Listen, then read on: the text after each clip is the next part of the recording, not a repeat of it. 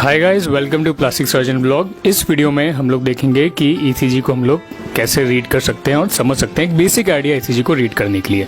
तो ईसीजी की फिल्म्स आपके पास जब भी आती है, ईसीजी की पट्टी आपके पास जब भी आती है, तो वो कुछ इस तरह की होती है। और अगर आप देखेंगे तो इसके अंदर यहाँ पे नंबर लिखा होता है। ये देखिए, यहाँ पे लिखा है 1 2 3, राइट। इसके बाद लिखा है यहाँ पे AVR, AVL और AVF। फिर यहाँ लिखा है V1 2 3 4 5 6। तो पहले समझते हैं हम लोग ये नंबरिंग क्या होती है। तो ये जो 1 2 3 नंबर होता है, ये बताता है कि ये जो लिड्स है, ईसीजी की लिड से ये रिकॉर्डिंग आती है, वो लिड हम लोगों ने पेशेंट के हाथों पे, और ये वाली लिड है वो उसके पाँव पे लगाई है। ये इनको A से ऑगमेंटेड होता है, तो मतलब ये ऑगमेंटेड लिड है।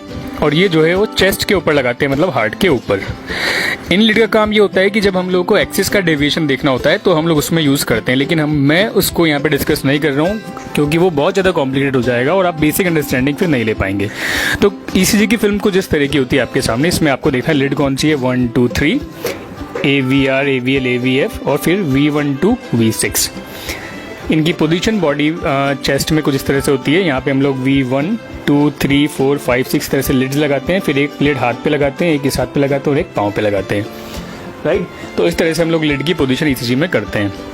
अभी क्वेश्चन आता है कि ईसीजी का नॉर्मल वेव फॉर्म या नॉर्मल जो हम लोग ईसीजी की चार्ट होता है वो किस तरह का होता है। तो आप देखोगे तो ईसीजी का चार्ट कुछ इस तरह का होता है। तो इसके अंदर ये जो ईसीजी की ये इस तरह की एक सिंगल वेब आती है, एक वेव आती है। ये एक सिंगल वेव हो गई, फिर वापस से ये रिपीट हुई है, फिर वापस से रिपीट हुई। तो इस तरह से ये चलता रहता है, राइट। तो इसके अंदर अगर हम लोग देखेंगे तो आपको ये ध्यान रखना है कि इसको बोलते हैं हम लोग P वेव, इसको बोलते हैं Q, इसको बोलते हैं R, इसको S और इसको बोलते हैं T वेव। ये U वेव होती है, लेकिन इसको हम लोग डिस्कस नहीं करें क्योंकि ये ज़्यादातर इतना इसका इंटरप्रिटेशन जनरली कॉमन नहीं होता है। तो P Q R S T, फिर वापस से P Q R S T, फिर वापस से P Q R S T, P Q R S T। इस तरह से आपकी ईसीजी चलती है। अभी यहाँ पे आपको इम्पोर्टेंट, और ये होता कैसे, देखिए हार्ट के दो चैम्बर होते हैं, ऊपर की तरफ वेंट्रिकल होता है और नीचे की साइड में आर्टरिया होता है। तो हार्ट का जो ऊपर वाला चैम्बर जब ऐसे कॉन्ट्रैक्ट होता है, जब ऐसे होगा वो, तो उससे इलेक्ट्रिकल एक्टिविटी निकलेगी, तो वो ऐसे P वेव बनेगी। फिर जब नीचे वाला चैम्बर जो होता है हार्ट का, वो ऐसे कॉन्ट्रैक्ट होएगा तो उससे QRS कॉम्प्लेक्स बनेगा। और जब वो ऐसे कॉन्ट्रैक्ट होकर वापस से फूलेगा तो फिर T वेव बनेगी, ठीक है। मैं इसको आपको वापस समझा दूँ। हार्ट का जो ऊपर का चैम्बर होता है, जिसको हम लोग एट्रियम बोलते हैं, वो कॉन्ट्रैक्ट होगा तो P वेव बनी। फिर नीचे वाला चैम्बर में ब्लड गया, वो कॉन्ट्रैक्ट हुआ तो QRS बना। और फिर वो नीचे वाला चैम्बर कॉन्ट्रैक्ट हो गया, रिलैक्स हुआ तो T वेव बनी। ये बेसिक है समझने के लिए। तो इस तरह से ये वेव्स बनती है। तो सपोज अगर यहाँ पे प्रॉब्लम है तो फिर प्रॉब्लम कहाँ पे होगी, ऊपर वाले चैम्बर में। मतलब अगर P वेव में प्रॉब्लम है तो इसका मतलब है कि हार्ट का जो ऊपर वाला चैम्बर है उसमें कुछ प्रॉब्लम है। ऐसे अगर QRS कॉम्प्लेक्स में प्रॉब्लम आएगी तो इसका मतलब हार्ट में जो वेंट्रिकल होते हैं नीचे वाले चैम्बर, उनके अंदर प्रॉब्लम है। T वेव में प्रॉब्लम आएगी, इसका मतलब नीचे वाले चैम्बर में ही प्रॉब्लम है, राइट। तो इस तरह से आप कौन सी लिड्स में प्रॉब्लम है वो देख के पता लगा सकते हैं। अभी आपको यहाँ पे ध्यान ये रखना है कि ईसीजी के चार्ट में इस तरह का ग्राफ बना होता है। ये जो बॉक्सेस हैं, तो एक जो है ये बड़ा बॉक्स है, देखिए आप, ये बड़ा बॉक्स, राइट। और ये छोटे बॉक्सेस हैं। तो 5 छोटे बॉक्सेस, 1 2 3 4 5, 5 छोटे बॉक्सेस मिलके एक बड़ा बॉक्स बनाते हैं। लेकिन आपको ये छोटे बॉक्सेस से ही ध्यान रखना है, ठीक है। तो एक छोटे बॉक्स की वैल्यू होती है 40 मिली सेकेंड, 40 मिली सेकेंड। तो इसी की बेसिस पे हम लोग पूरी ईसीजी को रीड करेंगे। अब अगर मैं आपसे पूछूं कि मुझे बताओ आप P वेव का वैल्यू कितना है, तो मैंने बोला है एक छोटे बॉक्स की वैल्यू होती है 40 मिली सेकेंड। तो आप यहाँ काउंट करोगे, P वेव मतलब ये जो वेव है ये स्टार्ट हो रही है, तो 1 और 2, इसमें 2 बॉक्सेस आ रहे हैं, इसका मतलब इसकी वैल्यू 2 बॉक्सेस के बराबर, मतलब 80 मिली सेकेंड होगी। तो P वेव की नॉर्मल वैल्यू 80 मिली सेकेंड होती है, ठीक है। और P वेव का अपर डायरेक्शन कैसा होता है, वो भी अप्रोक्सीमेटली 2 वेव के बराबर होता है, 80 मिली सेकेंड के हिसाब से होता है, ठीक है। अभी मैं आपसे बोलूँगा ये P हो गया, ये QRS हो गया और ये T हो गया। मैं पूछूंगा आपसे, बताओ T वेव की वैल्यू इस ईसीजी में कितनी है। तो आप क्या देखोगे, T वेव यहाँ से स्टार्ट हुई है और यहाँ पे ख़त्म हुई है। तो मुझे बॉक्स काउंट करने हैं, 1 मिनट। अभी इस ईसीजी में मैंने बोला आपको कि टी वेव की वैल्यू बताओ, तो मैं देखूंगा टी वेव यहाँ से स्टार्ट हुई है और यहाँ पे ख़त्म हुई है। तो मुझे बॉक्सेस काउंट करने हैं, छोटे बॉक्स 1 2 3 4 5, मतलब इस ईसीजी में 5 छोटे बॉक्सेस हैं। तो मतलब इस ईसीजी में टी वेव की वैल्यू, एक बॉक्स 40 मिली सेकेंड का है, तो मतलब इस ईसीजी में टी वेव की वैल्यू 200 मिली सेकेंड है। अब वो नॉर्मल है एबनॉर्मल है हम लोग बाद में देखेंगे, ठीक है। तो ये P, ये Q, R, S और T। मैं बोलूँगा Q, R, S की वैल्यू बताओ। इसमें तो आप क्या देखोगे, Q यहाँ से स्टार्ट है, ये R है और ये S है। तो आप देखोगे कि Q, R, S की वैल्यू कितनी है, तो ये 1 बॉक्स 2 बॉक्स और ये 2.5 बॉक्स, तो मतलब 40 40 और 20, मतलब 100 के आसपास इसमें Q, R, S की वैल्यू आ रही है, 100 मिली सेकेंड, राइट। तो इस तरह से आप इसमें रीड करते हो। मैं इसमें बोलूँगा कि इसमें P की कितनी वैल्यू, तो आप क्या देखोगे, 1 बॉक्स 2 बॉक्स, तो P वेव की शुरुआत और ख़त्म होने के बीच में 2 बॉक्सेस आ रहे हैं अप्रॉक्सीमेटली। तो P वेव की वैल्यू आएगी कितनी आएगी, 1 बॉक्स 40 का, तो 2 बॉक्स 80 मिली सेकेंड। इस तरह से हम लोग ECG को रीड करते हैं। तो आपको इस तरह से बॉक्सेस को काउंट करना है। और बॉक्सेस की स्टैंडर्डाइज मशीन जो होती है वो स्टैंडर्डाइज होती है, तो उसमें जनरली यही माना जाता है कि एक छोटे बॉक्स की वैल्यू 40 मिली सेकेंड के आसपास की होती है। छोटे बॉक्स की वैल्यू से आपको ये सब काउंट करना पड़ता है। अब हम लोग समझते हैं कि ECG में हम लोग क्या क्या चीज़ें देखते हैं। तो वैसे ECG के अंदर बहुत सी चीज़ें देखते हैं जो कि हम लोगों के इस डिस्कशन के स्कोप से बाहर है, तो इसलिए हम लोग जो बेसिक होता है वो देख लेते हैं। तो देखिए ECG की एक जो वेव आती है उस तरह से आती है। इसमें ये P वेव हुआ, फिर ये यहाँ से Q स्टार्ट हुआ, इसको बोलते हैं R, फिर ये S और फिर ये T वेव बनी, राइट। अभी एक बॉक्स 40 सेकंड का है, तो मैं इसके हिसाब से सब वैल्यू कैलकुलेट कर सकता हूँ। तो पहली चीज़ मुझे देखनी होती है वो होती है रिदम कहते हैं। रिदम मतलब क्या होता है कि देखिए ये मेरा हार्ट है, तो अभी मेरा हार्ट अगर कॉन्ट्रैक्ट कर रहा है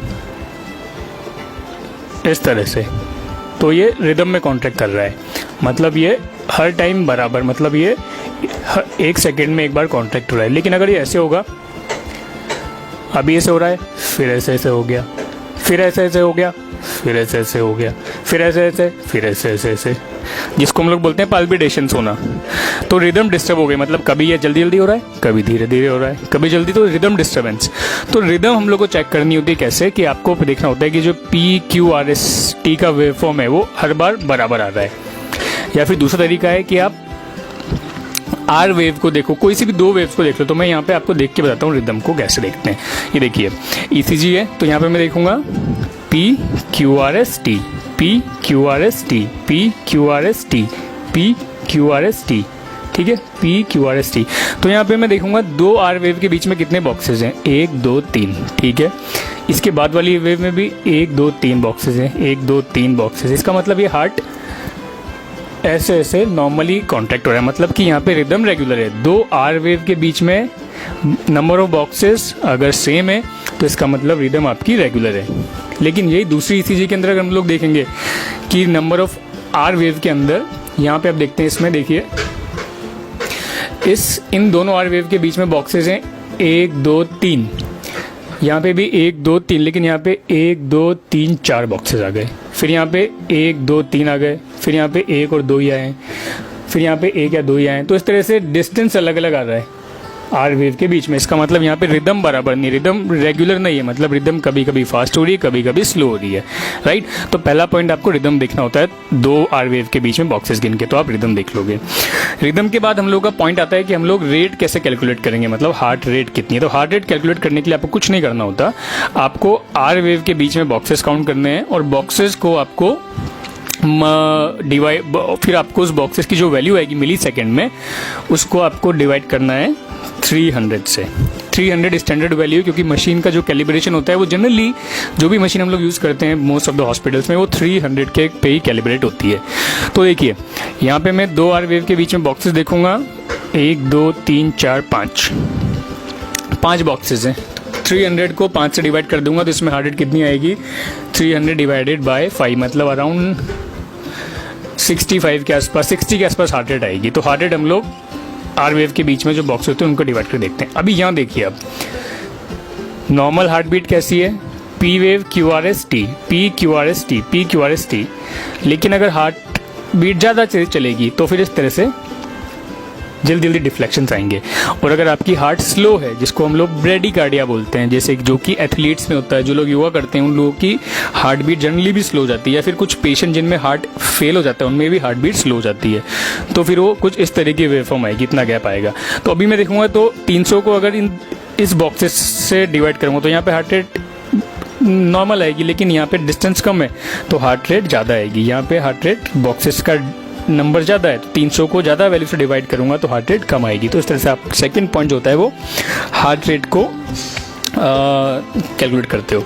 अब हम लोग पर्टिकुलरली ईसीजी के कौन कौन से कंपोनेंट हैं उनके ऊपर आते हैं। तो पहला कंपोनेंट आपको देखना होता है कि पी वेव कैसी है। देखा हम लोगों ने ईसीजी में P Q R S T होता है, तो मैं पी वेव को देखता हूँ।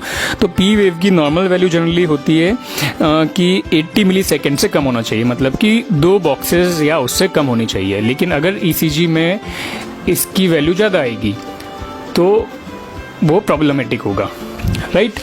मतलब अगर 80 मिली सेकेंड से वो वैल्यू ज़्यादा आ रही है तो फिर वो आपके लिए प्रॉब्लमेटिक होगा। या फिर इसकी जो इसकी हाइट होती है, हाइट अगर आप देखोगे तो इसकी जो हाइट है ये भी 2 बॉक्सेस के आसपास ही होनी चाहिए। लेकिन आप ठीक है, ये नॉर्मली आप देख रहे हो यहाँ पे 2 बॉक्सेस आ रहे हैं तो ये ठीक है, और इसकी हाइट भी 1 या 2 बॉक्सेस के बराबर ही है। लेकिन यहाँ पे प्रॉब्लम क्या क्या हो सकती है, यहाँ पे पी वेव में ये देखो, इस कंडीशन में आप देख रहे हो तो पी वेव की हाइट बढ़ गई है, राइट। तो इसका मतलब है कि ऊपर वाला हार्ट जो था, ऊपर वाला चैम्बर, उसमें प्रॉब्लम है। इसके अंदर पी वेव ज़्यादा वाइड हो गई है, राइट, और इसमें बीच में यहाँ पे नॉच भी आ गया है, तो भी ये बताता है कि ऊपर वाले हार्ट में ही प्रॉब्लम है। वो एग्जैक्टली प्रॉब्लम क्या है वो हम लोग यहाँ पे डिस्कस नहीं करेंगे, क्योंकि फिर वो आउट ऑफ क्वेश्चन आ जाएगा कि समझने में ज़्यादा नहीं आएगा, वो ऐसा होगा। तो ऊपर वाले पार्ट में अगर आप देखोगे तो पी वेव लंबी हो गई है और ये पे छोटी होगी, तो ये पी वेव होता है जिसकी नॉर्मल वैल्यू में 2 बॉक्सेस के आसपास होने चाहिए, राइट।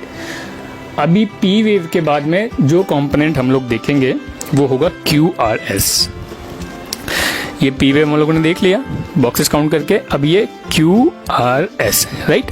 तो नॉर्मली क्यू आर एस मतलब ये इतनी डिस्टेंस यहाँ से और यहाँ तक, मतलब जहाँ से क्यू स्टार्ट हो रहा है और जहाँ पे एस खत्म हो रहा है, तो ये क्यू आर एस इतनी डिस्टेंस, इसमें हमको बॉक्सेस काउंट करने हैं, छोटे वाले बॉक्सेस। तो नॉर्मली ये वैल्यू जो होती है ये भी पी वेव के बराबर ही आती है, अप्रोक्सीमेटली 80 to 100 मिली सेकेंड, मतलब कि 2 से 2.5 बॉक्सेस इसके बीच में होने चाहिए क्यू आर एस के बीच में। अभी यहाँ पे क्या क्या पॉसिबिलिटी सकती है अगर क्यू आर एस आपका, तो क्यू आर एस मैंने बताया था बनता कहाँ से, नीचे वाला चैम्बर जो कि वेंट्रिकल होता है वो कॉन्ट्रैक्ट करता है ऐसा, तो क्यू आर एस बनता है। अब अगर क्यू आर एस बड़ा हो जाएगा, राइट, ज़्यादा हो जाएगा, जैसे कि यहाँ देख रहे हैं आप क्यू आर एस वाइड हो रहा है, तो क्या प्रॉब्लम हो सकती है, इधर भी क्यू आर एस वाइड हो रहा है। तो वाइड क्यू आर एस में क्या प्रॉब्लम होती है, वाइड क्यू आर एस के अंदर आपको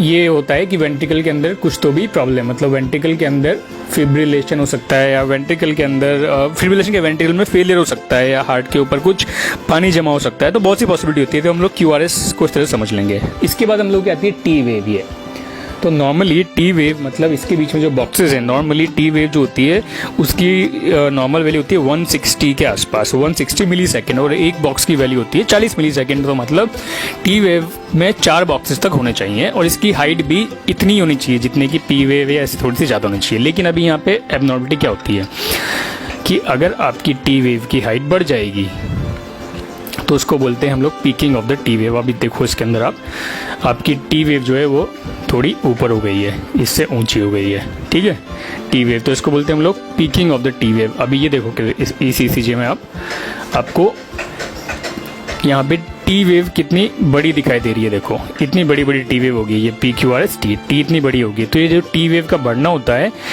ये बताता है कि यहाँ पे हार्ट में कुछ सीरियस प्रॉब्लम है। जनरली पोटेशियम बहुत ज़्यादा हो गया है, तो इसलिए भी ये टी वेव बहुत ज़्यादा बढ़ जाती है। पोटेशियम अगर ज़्यादा हो जाता है आपकी ब्लड के अंदर तो फिर वो हार्ट फेल भी कर सकता है।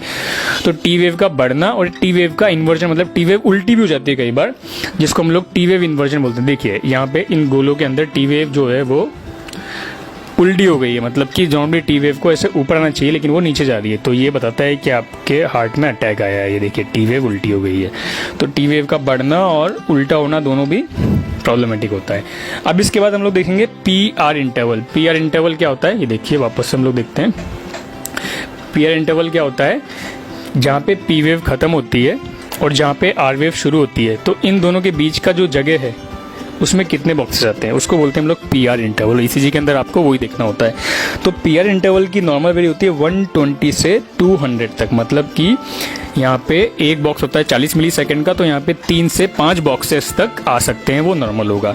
लेकिन अगर यहाँ पे 3 बॉक्सेस से कम आएंगे, मतलब ये पी आर इंटरवल छोटा हो गया है, तो मतलब वो भी प्रॉब्लम करेगा, और अगर ये बड़ा हो जाएगा तो भी प्रॉब्लम करेगा। अगर छोटा हो जाएगा तो छोटा होना जो होता है वो बताता है कि आपके हार्ट के अंदर बहुत ज़्यादा इम्पल्स बन रहे हैं, मतलब कि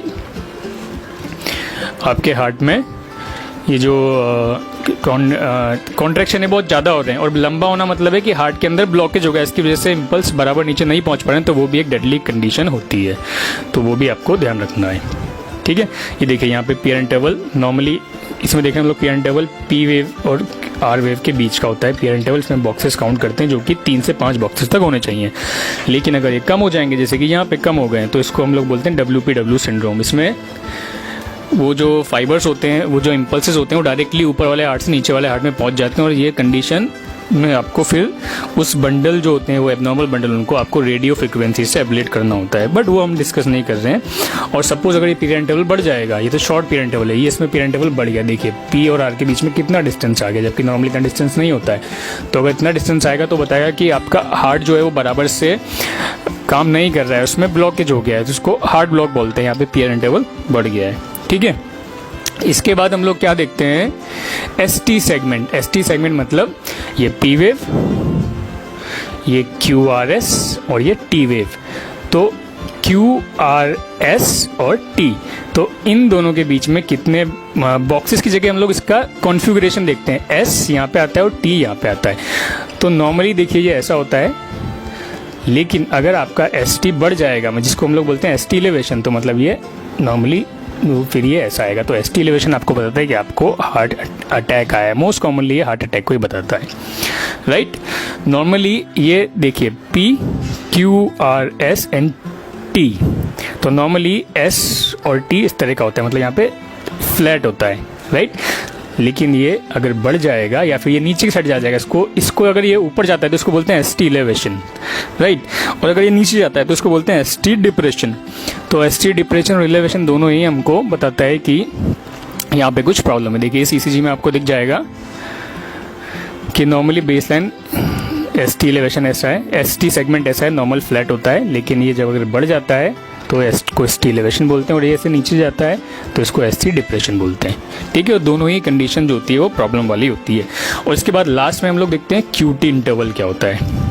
ठीक है, तो QT इंटरवल मतलब ये P वेव, ये QRST। तो इससे पहले हम लोग ने S और T देखा था, हम देखते हैं Q और T इंटरवल। तो नॉर्मल QT इंटरवल होता है 440 तक, मतलब कि यहाँ पे अराउंड 10 बॉक्सेस के आसपास हो सकते हैं Q और T के बीच में। तो 1 2 3 4 5 6 7 8 9 10 के आसपास है बॉक्सेस। आप काउंट करें तो 10 बॉक्सेस के आसपास मिल जाएंगे। तो अगर 10 बॉक्सेस आपको मिल रहे हैं तो इसका मतलब आपका QT इंटरवल नॉर्मल है 440 तक।